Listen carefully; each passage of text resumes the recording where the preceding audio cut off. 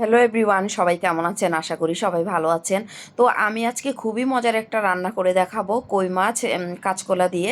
তো কাঁচকলা এখানে দুইটা বড় সাইজের কেটে নিলাম, আর কই মাছ ভালোভাবে কিন্তু ধুয়ে নিছি, আর একটু কেঁচা দিয়ে নিছি। তো হলুদ আর লবণ মাখিয়ে ভালোভাবে আমি সুন্দরভাবে তেলের মধ্যে ভেজে নিচ্ছি। আর এই তেলটা হচ্ছে সরিষার তেল। সরিষার তেল দিয়ে আমি রান্না করব, আপনারা চাইলে সাদা তেলও দিতে পারেন। তো আমি কিন্তু লাল লাল করে, দেখতেই পাচ্ছেন, খুব সুন্দর করে কিন্তু ভেজে নিচ্ছি মাছটা। আর একদমই কম ঝাল দিয়ে আমি রান্না করব। এই তরকারিটা কিন্তু যারা রুগী আছে তারা কিন্তু খেতে পারেন। তো আমি বড় সাইজের একটা পেঁয়াজ এই তেলের মধ্যে দিয়ে দিলাম, আমি আর তেল দিব না। তো পেঁয়াজটা কিন্তু প্রায় হয়ে আসছে। এখন আমি বাটা মশলা দিয়ে দিব। এখানে আমি 1 চা চামচ রসুন বাটা আর হাফ চামচের থেকেও কম আদা বাটা দিয়ে দিলাম, স্বাদ মতো লবণ দিয়ে দিলাম।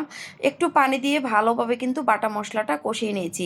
হাফ চামচের থেকেও কম ধনিয়ার গুঁড়া, হাফ চামচের থেকেও কম হলুদের গুঁড়া, স্বাদ মতো লাল মরিচের গুঁড়া, সামান্য একটু একটু পানি দিয়ে ভালোভাবে কিন্তু মশলাটা আমি এখন কষিয়ে নিব। তো আমি ঢেকে দিয়েছিলাম, লো এবং মাঝামাঝি আছে। আমি 3-4 মিনিট পর ফিরে আসলাম, মশলাটা খুব সুন্দর কষানো হয়ে গেছে। এখন কাঁচকলাটা দিয়ে নিব। আর অনেকেই আছেন কাঁচকলা কিন্তু ভাপ দিয়ে নে হলো। তো কাঁচকলাটা আমি কখনো ভাপ দিই না, এইভাবেই রান্না করি। কাঁচকলা একটুকু কালো হবে না। তো খুব সুন্দর কাঁচকলাটা কিন্তু কষানো হয়ে গেছে। এখন আমি মাছটা দিয়ে দিলাম। মাছটা দিয়ে এখন আমি পরিমাণ মতো ঝুল দিয়ে দিব। দেখতেই পাচ্ছেন। আর তরকারিটা যত ভালো কষানো হবে তারপরে হচ্ছে ঝুলটা দিবেন, তাহলে স্বাদটা ভালো আসবে। তো পরিমাণ মতো আমি ঝুল দিয়ে দিলাম। এখন ঢেকে দিব।